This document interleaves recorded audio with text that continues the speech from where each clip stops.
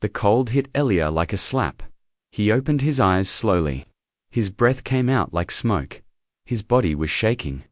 Snow covered his clothes, and ice touched his skin. His fingers were numb. His face was red from the wind. He sat up quickly, confused and scared. "Where am I?" he whispered, his voice lost in the wind. Just last night, Elia had gone to sleep in his warm room. He remembered the soft bed, the quiet hum of machines, the light from the city outside his window. Everything had been normal, but now, nothing was normal. He looked around. There were no buildings, no lights, no roads, just endless white snow and tall mountains. A thick fog covered the land like a blanket. The sky above was gray. The sun was hidden behind dark clouds. There were no birds, no people, just wind. His heart started beating fast. "This can't be real," he whispered. "This has to be a dream." But it wasn't. The cold was too real. The pain in his fingers too sharp. He stood up, slowly brushing off the snow. His boots sank into the deep ice below. He turned in all directions, hoping to see someone, anyone, but he was alone. A strange fear grew inside him. Not just fear of the cold, but fear of the unknown. Where was he? How did he get here? This wasn't the world he knew. Suddenly, something moved in the distance. He froze. It was fast, just a shadow across the snow. He looked harder. Nothing there now, only fog and wind. But he knew he saw something. "Hello?" he shouted. No answer. He began to walk. Each step was slow and heavy. His legs hurt. His hands were stiff. He had to find shelter, or food, or people. Anything. The snow crunched under his feet. He followed a small trail that looked like footprints, but not human ones. Big, wide, with claws, they led toward a dark line of trees. As he walked closer, he saw bones in the snow. Animal bones, some clean, some broken. Something had eaten them, and not long ago. His stomach turned. He looked behind him, still no one, still nothing. But he felt that something was watching him, hiding, waiting. He reached the forest and stepped inside. The trees stood tall and quiet. The snow was thinner here. The air smelled of pine and earth. He found a large tree with a hollow inside and sat under it. His hands shook as he pulled his coat tighter. He tried to remember how he got here. He closed his eyes. Was it a machine? A dream? A portal? He saw flashes, bright lights, a loud sound, his body floating. Then nothing. Only this place. The cold was getting worse. His lips were blue, his stomach growled. He hadn't eaten since he arrived. Time felt strange here. Hours passed like days. Suddenly, he heard something again, a crack in the snow. He jumped up and looked around. There, behind the trees, two yellow eyes. They stared at him, unblinking. A large shape moved between the shadows. Low to the ground, strong legs, sharp breath. It was a predator. Ilya didn't move. The eyes moved closer. He stepped back slowly, heart pounding. Then he ran through the trees, over rocks, across snow. He didn't look back. He didn't need to. He could hear it chasing him, snarling, breathing fast. He slipped on ice and fell hard. His head hit the ground. Darkness rushed into his eyes. He gasped for breath. But then, silence. He opened his eyes again. The eyes were gone. The sound was gone. The cold was still there, but he was alive. He sat up slowly, blood on his lip, a cut on his forehead, but no beast, no monster, only snow. Again he looked around and saw something new. Smoke, a small line rising in the sky, far away, a fire. Hope. He stood up again and limped toward the smoke. Every step hurt, but he didn't stop. He didn't care who made that fire. He needed it, needed the warmth, the safety. The path took him over a hill, and what he saw next made him stop. A camp. Old tents made of fur and sticks. A big fire in the center, and people, but not people like him. They wore animal skins. Their faces were hard and rough. Their hands held spears. Some were eating. Some were sharpening knives. Some were dancing around the fire. CAVEMEN. Real. Living Cavemen.Elior fell to his knees. His mind couldn't believe it, but his eyes saw it. This wasn't the future, this was the past, the deep past.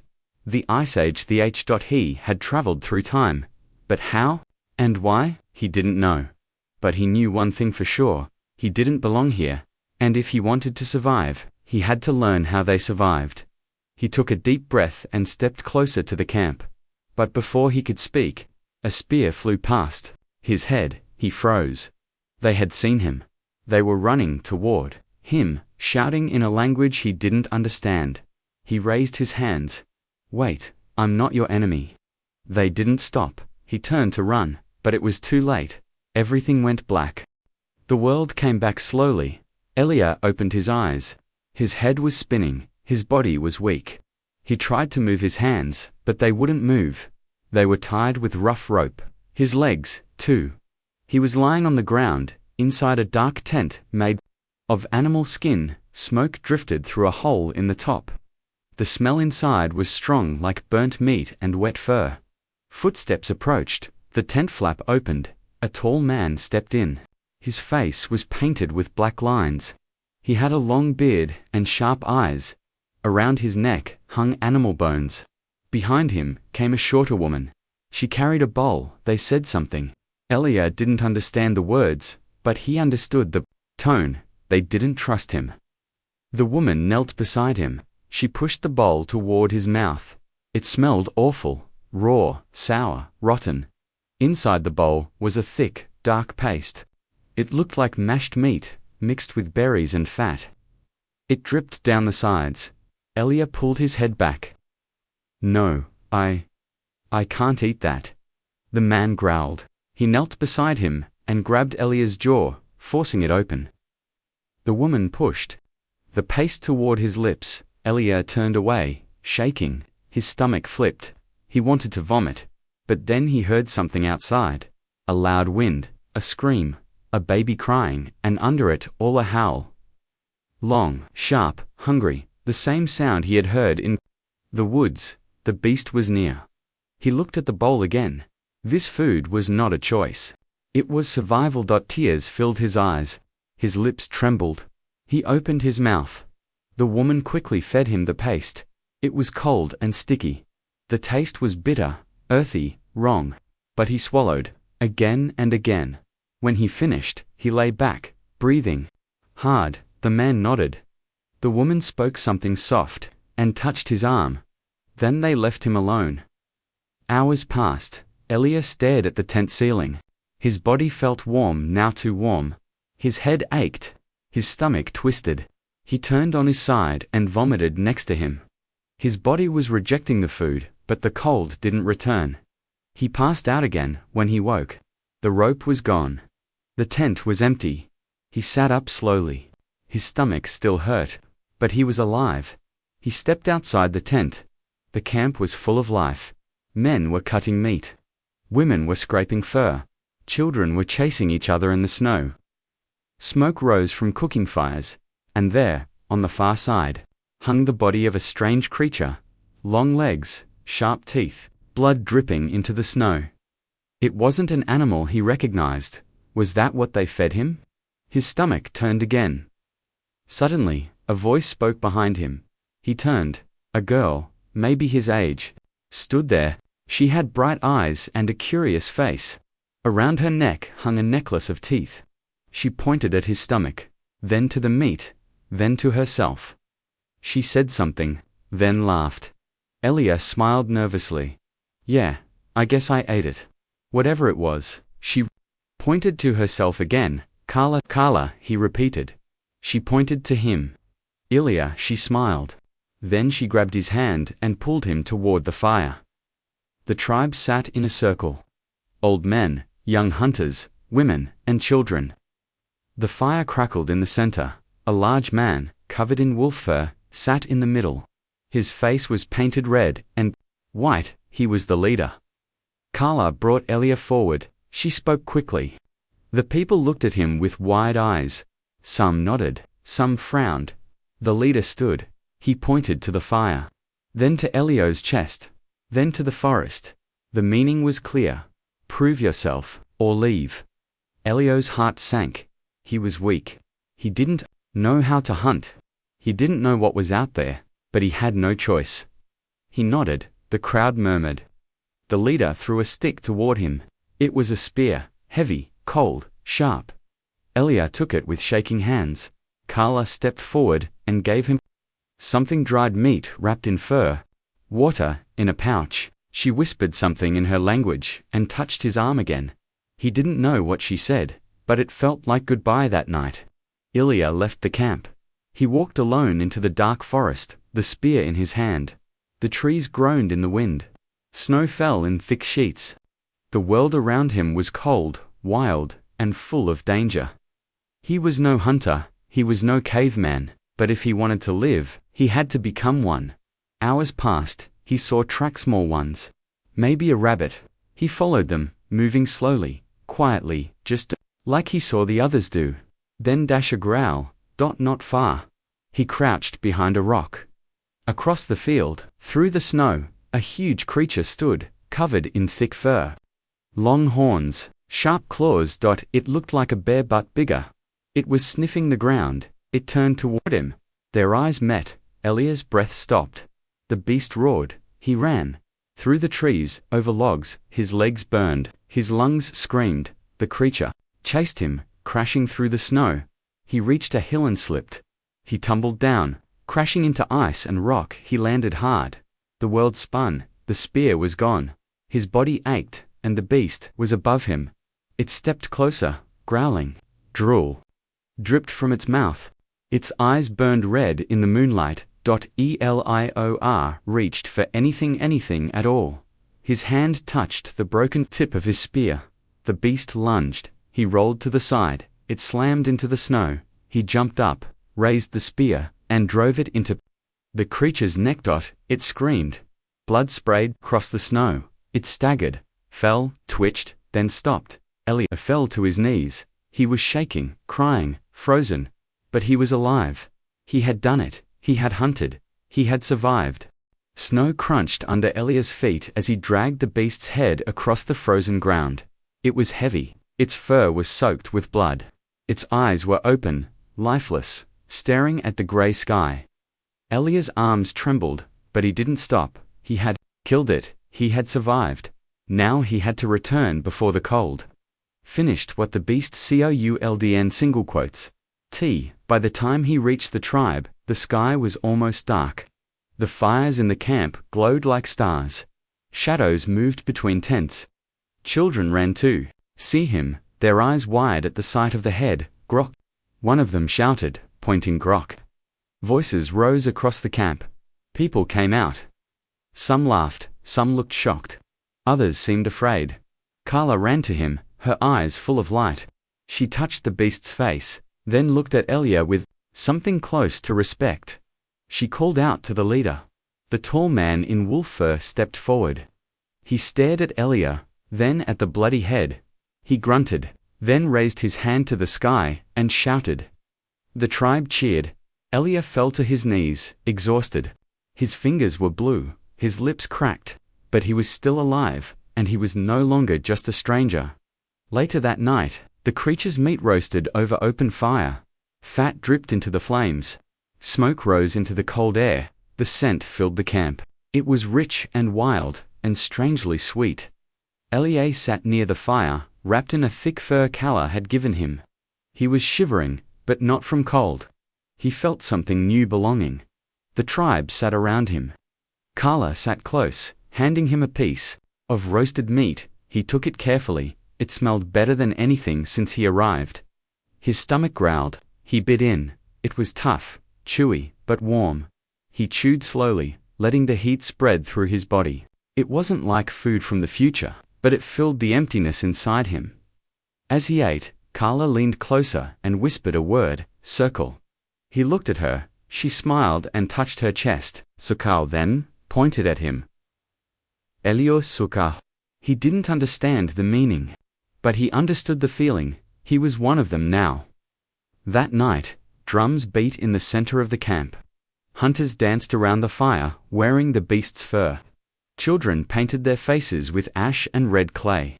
Women sang in deep voices. Elior watched, amazed. These people had nothing. No machines, no lights, no cities.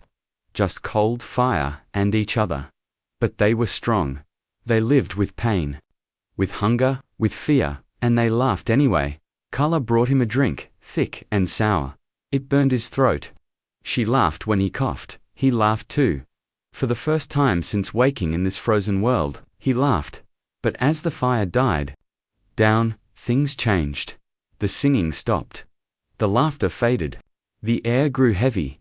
Elia saw a small group of hunters return, carrying something wrapped in fur. It was not meat, it was a body. A young boy, maybe 10 years old. His skin was pale. His eyes closed. No wounds, no blood. He had simply died. Starvation. The tribe knelt around him.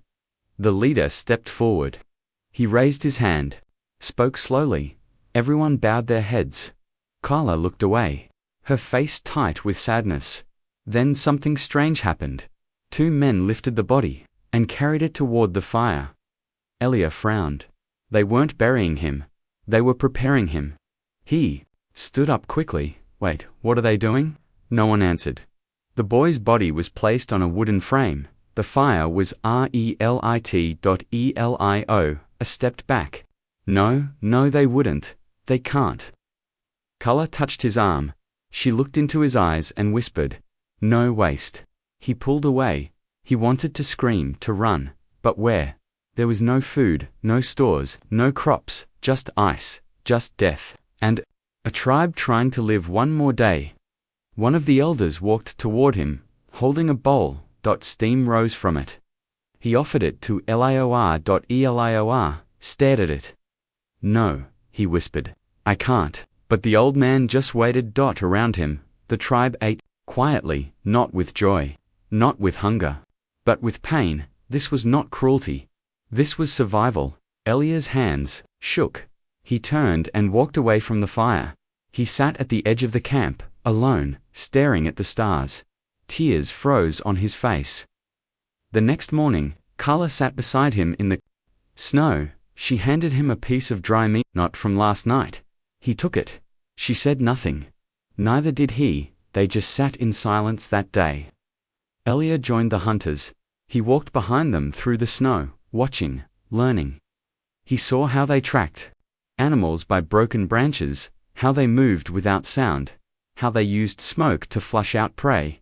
They worked as one, no pride, no glory. Just survival. That night, another meal was shared. This time, it was a deer-like creature. Clean, fresh, normal. Elia ate with the others. But something had changed in him. He had seen the line between life and death, between hunger and horror. And he now understood how thin it really was. That night, as he lay under the stars, wrapped in fur, Carla whispered a question. "Where from?" He looked at her. He thought of cities, of machines, of warm food and running water, of a life that didn't feel real anymore. He just said, "Far." She nodded and said something back. "Here is far too." They both smiled, then slept. The sky was still dark when Carla shook Elia awake. He opened his eyes slowly, still tired from the long night. The air was freezing. His breath turned to smoke as he sat up, rubbing his arms. Carla pointed toward the woods, where shadows moved. Quietly, the hunters were gathering. Today was the test. Elia followed Carla to the fire pit. A group of warriors stood in a circle. Each held a spear or axe. Their faces were painted in red and black. The leader, still wearing his thick wolf fur, walked between them. He carried fire in a small stone bowl. Carla stepped back. This was not a lesson. This was a trial. The leader turned to Elior. He raised a burned stick and drew a line on Elia's forehead. Then he pointed to the woods. One of the men stepped forward and showed him something carved into bone. A creature. Long legs, giant fangs, claws like knives. They called it Varnak. Carla translated in whispers, "Big beasts, fast, strong, killed 2 men last moon." Elia felt a cold fear rise inside him. He was expected to join the hunt, not watch, not follow, but fight. They gave him a short spear and a fur hood. No armor, no backup, no mercy. The tribe gathered behind them, watching silently. Elia looked into Kala's eyes. She said just one word, fire. Then pointed to his chest, fire inside. He nodded and walked into the snow. With the others, the hunt began. They moved like ghosts across the frozen land. Silent, sharp-eyed, Elia stayed close to the oldest hunter. Thoriku's face looked carved from stone. He spoke little, but his movements were wise. They followed deep tracks in the snow. Broken trees, claw marks on stone. The beast was near. The hunters split into two groups. Elia stayed with Thorik and two others. They circled wide, following a small stream. The forest grew quiet. Even the wind slowed down. Then they heard it. A roar, low, long, echoing. Elior. Single quotes. Us heart raced. They moved quickly now. Through the trees, over frozen logs. Then they saw it. Varnak. Bigger than a bear. Black fur. With white scars. Teeth like spears. Eyes red and wild. It was feeding on something. A wild dog, already dead. Elia froze behind a tree. Thorik raised 2 fingers. The others spread out. Elia took a deep breath. The plan was simple: distract, flank, and strike. But simple didn't mean safe. Thorik threw a stone. The beast's head snapped up. It sniffed the air, then roared. Again louder. This time it charged. Straight toward Elia. He ran, dodged between trees, jumped over roots. The snow slowed him, but he didn't stop. The beast was fast, too fast. He turned sharply behind a tree, gripping his spear at the last moment. He jumped aside. The beast crashed past him, slamming into a tree. Roaring in pain, Elia turned and thrust the spear. It hit the beast's side. It didn't go deep, but it was enough. Blood spilled. Varnak screamed and charged again, but Thorik appeared from behind and struck with his axe. Then another hunter jumped. In stabbing its back, together, they brought it down slowly, painfully, covered in blood. The beast thrashed, kicked butt. Elia stood firm. He waited for the final moment, and drove the spear into its heart. Silence. The forest returned. Elia fell to his knees, shaking. Blood covered his hands. Thorik looked at him, nodded once, then raised the beast's head high. A deep cry came from his mouth, loud and long. The others joined in. It was a song of victory. They returned to camp at sunset. The beast's body was dragged into the center. Children ran to see it. Women brought bowls of hot water and herbs. The leader stepped forward. He looked at Elia, then touched his chest with one red finger. The whole tribe repeated the word Sir single quotes, Kr fire inside. That night, they celebrated again, but not with drums, with silence, with slow songs, with stories. Whispered around the fire, Elia sat beside Kala. He didn't speak, he didn't need to. He was no longer an outsider. He was one of them. But that night, as he lay under the stars, he had a strange dream. He saw the beast's red eyes. He saw a metal door, buried in ice. He saw machines, time flashing lights, and a voice, calling him back. He woke up, gasping. The snow was falling again. The fire was low, and, far away, something moved in the darkness. Not Varnak. Not an animal, something worse. The wind howled louder than before. Elior stood outside his tent. Wrapped in furs, his eyes fixed on the trees. The snow was falling sideways now, pushed by the blizzard. Most of the tribe was asleep, fires dying down under heavy snow. But Eli couldn't sleep. The dream had shaken him. Machines buried in ice, a voice calling him, a door. With blinking lights, it felt too real, too familiar. Then he saw it movement, far past the fire circle, beyond the edge of the camp. Figure, tall, slow, not walking like a man. Not walking like an animal either. It drifted through the snow. Then, vanished into the woods. Elior, single quotes as breath, caught in his chest. He should go back inside. He should. Sleep, but something pulled him forward, a feeling, like someone waiting for him. He grabbed a torch, lit it quickly, and wrapped more fur around his body. Then he walked into the blizzard. The forest was dark, his torchlight danced on snow-covered branches. Shadows twisted. Ice cracked beneath his boots. He followed the tracks long narrow, deep in the snow. They didn't belong to any animal he knew, and they weren't made by human feet. Too thin. Too straight. After half an hour of walking, he found a hole in the ground. A cave entrance, hidden behind thick vines and frozen stone. The air that came from it was strangely warm. The tracks led inside. He raised his torch and stepped. Inside, the walls sparkled with ice crystals. But the deeper he went, the more the walls changed. They became smooth, too smooth, not like natural stone. He touched one, cold but not rough, almost metallic. He turned a corner and froze. There it was, a door, half buried in ice, covered in frost, but the same shape he'd seen in his dream, rectangular, with blinking blue lights. He stepped closer. The door had strange symbols on it.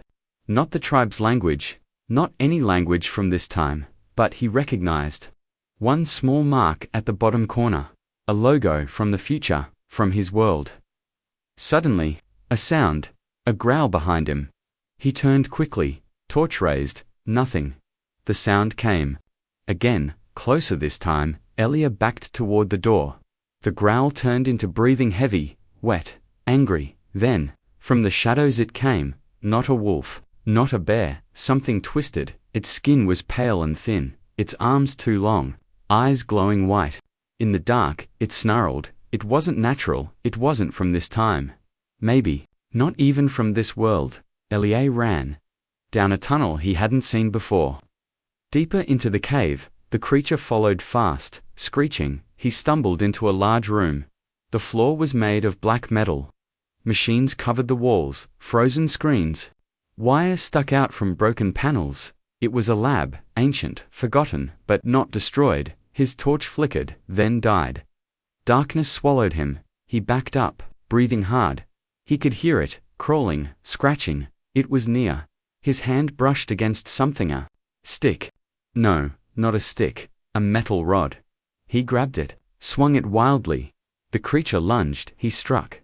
A spark flew. The beast screamed, high-pitched and sharp. It backed away, then turned and vanished into the shadows. Elia fell to the floor, panting. He was alive, barely after a few minutes. The emergency lights in the room flickered on. Soft blue glow lit the lab. Elia stood. Slowly, on the far wall, was a shattered window. Behind it, a machine, circular, rusted but glowing faintly. He stepped closer and saw the label. Temporal Gateway. Status. Locked. His heart skipped. This was it. The portal. The thing that had pulled him from the future. Still working. Still alive, but locked. He looked around. More machines. More wires. A control panel with blinking buttons. But he didn't understand it. He needed time. He needed help. A deep growl echoed through the tunnel again. It wasn't over. The creature was still there, watching, waiting. Elia grabbed a sharp piece of broken metal, lit his torch again, and slowly made his way out of the lab, back through the tunnels. Back toward the tribe. By the time he returned to camp, the sky was turning light. The blizzard was fading. Carla saw him first. She ran toward him. Shouting, others followed. Isla collapsed into her arms, shaking, breathless. She looked at the blood on his clothes, the burn marks on his hands. She asked something. He didn't answer, just looked toward the woods, and whispered, "Something's down there, not from here, not from now." The fire crackled softly as the tribe gathered around Elia. His face was pale. His hands shook as he spoke slowly, clearly using the few words he had learned in their language. Carla sat beside him, helping when he couldn't explain. He told them about the cave, the strange door, the machines, the creature. Eyes widened. Murmurs spread. One of the elders stood, his face dark with fear. He said a single word, Cthulhu. A word the tribe did not say often. A word that meant cursed. Carla whispered to Elia, It means place of death. Elia frowned. You knew about the cave? She nodded. Old stories. From long ago, hunters who entered never came back. The leader, covered in thick wolf fur, stood up. He held a spear high and shouted something sharp. His meaning was clear.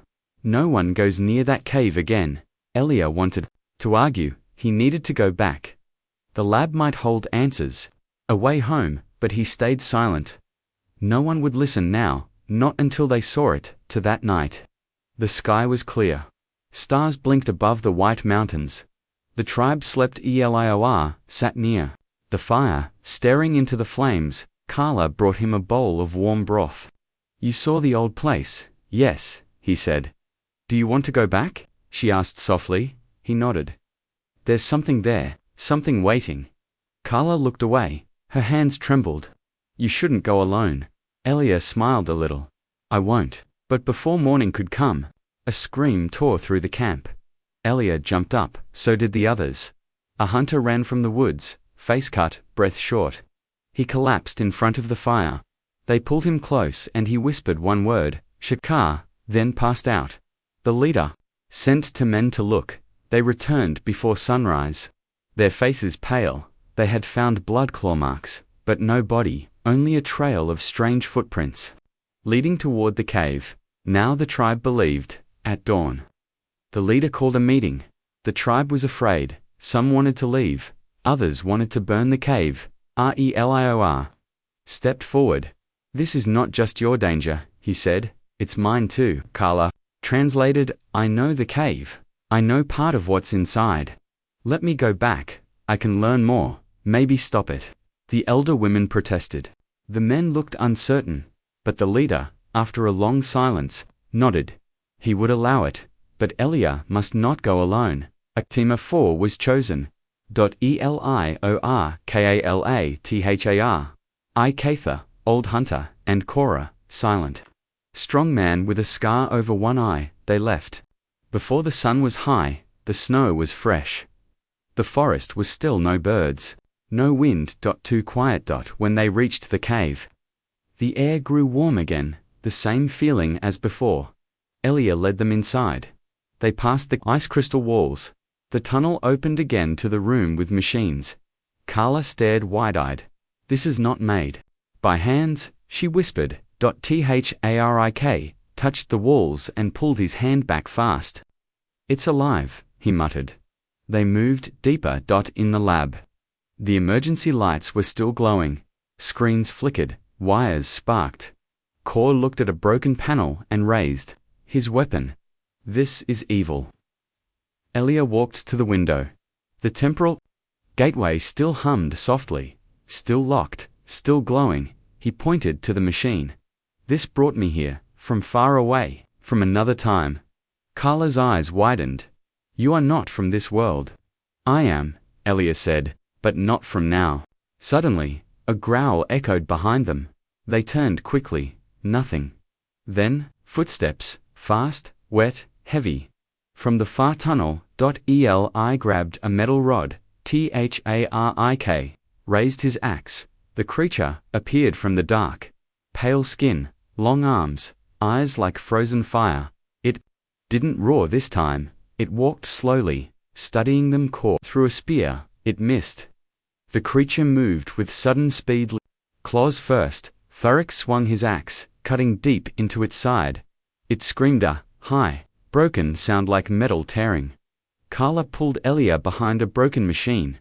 Kor and Tharik fought bravely, striking and dodging, but the creature was strong too. Strong. It threw Kor into a wall. He didn't move. Tharik shouted at Elia. The fire stick. Elia remembered the metal rod from last time, the one that sparked. He ran toward it. The creature lunged at him. He grabbed the rod, swung harder, sparked. It hit the beast's face. It screamed again, fell back.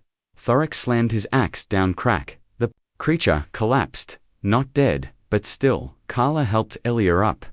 They stood over the beast. Blood oozed from its side.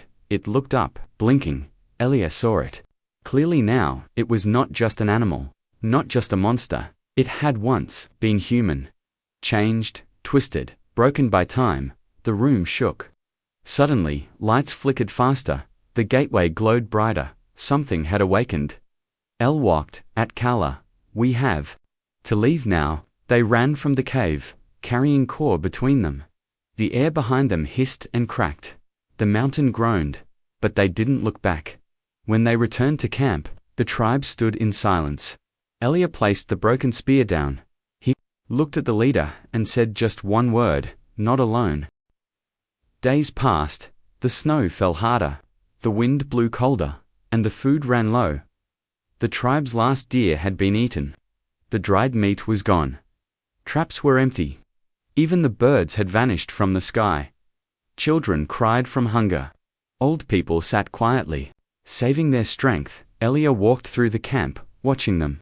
He saw the fear, the silence, the weakness. He remembered the warm food of his time. The glowing kitchens, the clean water, the full stomachs. Now all they had was frost, and each other. Kala sat near the fire, trying to crush old roots with a stone. It was useless. There was nothing left to crush. "We have 3 days," she whispered. "Maybe less." Elio said nothing, but in his heart, he made a choice. That night, he packed a fur bag and slipped into the woods. Alone, he walked for hours, through snow, through dark, through silence, back to the place he swore he would never go again. The gateway cave. The entrance was the same, quiet, warm, but something was different now. The machines were glowing brighter, the air inside felt charged. Almost alive, Elia moved through the tunnels until he reached a large chamber with the broken lab. This time, he didn't stop at the console. He followed a faint glow behind the lab wall. There, in a small hidden side tunnel, he found them cornberries growing from a crack in the wall, glowing a soft golden light, smooth, juicy, warm to the touch. He picked one, sniffed it. No rot, no poison, just light and heat. His stomach growled, but he didn't eat it. Not yet. He picked more until his bag was full and turned to leave, but then it sounded a low hum. He turned back toward the gateway. It pulsed, once, twice. A voice whispered from the speakers, broken and old. ... Temporal anomaly. Lifeform detected. Error. Elia froze. The machine had recognized him. It knew he didn't belong here. It was still watching, still waiting. He backed away slowly and ran by sunrise. He was back at the tribe. Kala saw him first. She ran toward him, eyes wide. "You left alone." "I found something," he said. Opening the bag, the golden berries glowed in the morning light. The tribe gathered around. The elder stepped forward. Cautious. Kala translated. He asks, "Are they safe?" "I don't know," Elia admitted. "But they grow near the machines. They felt warm, alive. Different. Different is dangerous," Kala said. "But starving is more dangerous." Elia replied. He took one berry from the bag, held it up, and ate it. At first nothing. Then a warmth spread through his chest. His hands stopped shaking. His head cleared. He stood taller. He felt strong, awake, alive. The tribe watched in silence. Then the elder took one, a child, then a woman, then another hunter. Soon, the bag was empty. The berries were gone, but the tribe was quiet, waiting, watching. That night, something strange happened. The old man who had been too weak to walk stood up.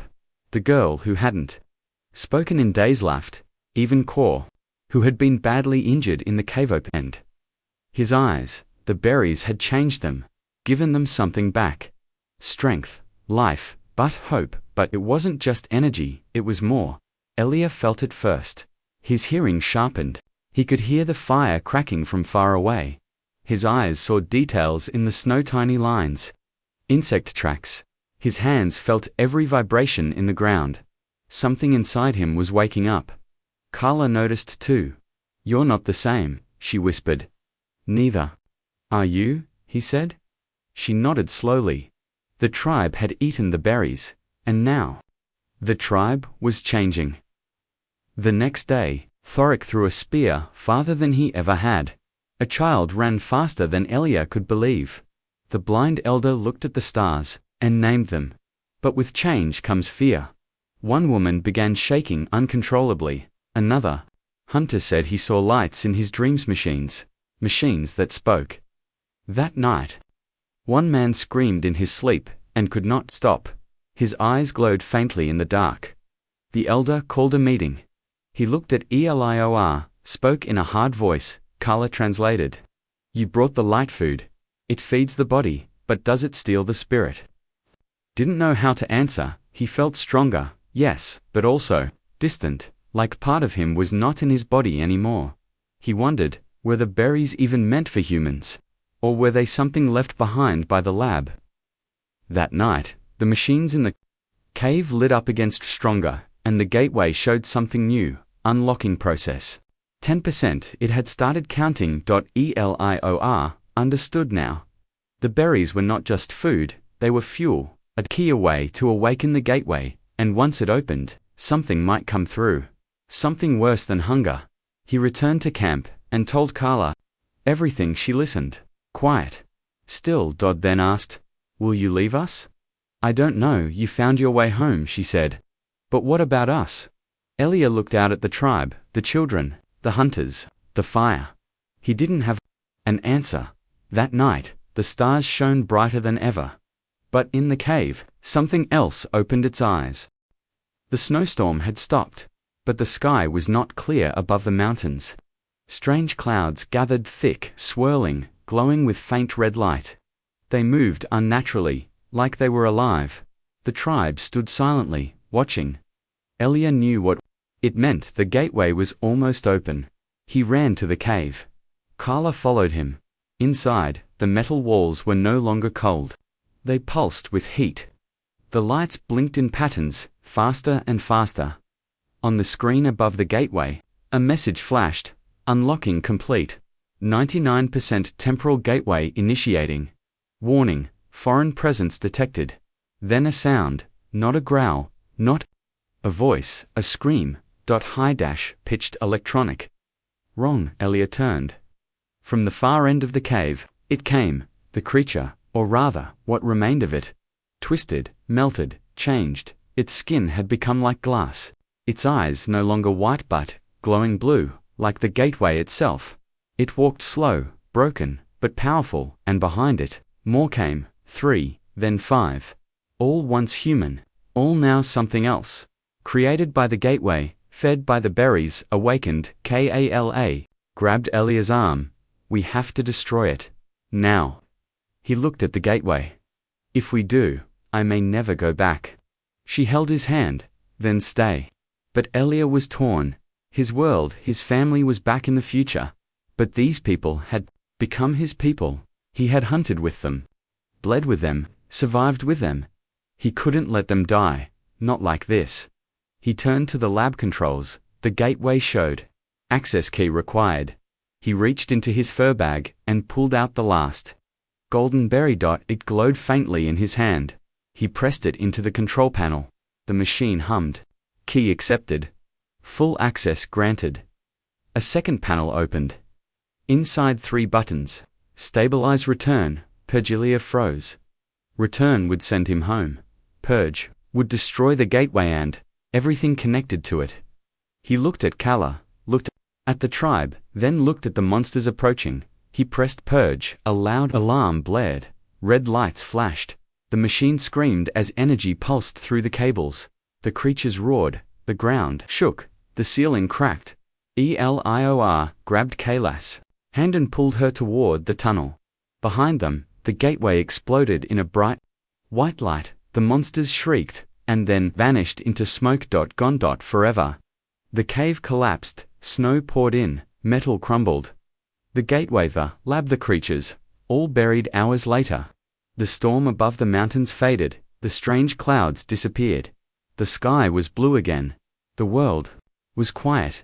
The tribe celebrated that night, not with dancing or drums, but with fire, food, and silence. The way survivors always do. Elia sat beside Carla. She looked at him and asked softly, "You could have gone back." He nodded. "Why didn't you?" He smiled. "Because this is my world now, not the one I left." She leaned against him. The fire cracked. children laughed in the distance. The wind whispered through the trees, and the stars shone down, not cold anymore, but warm.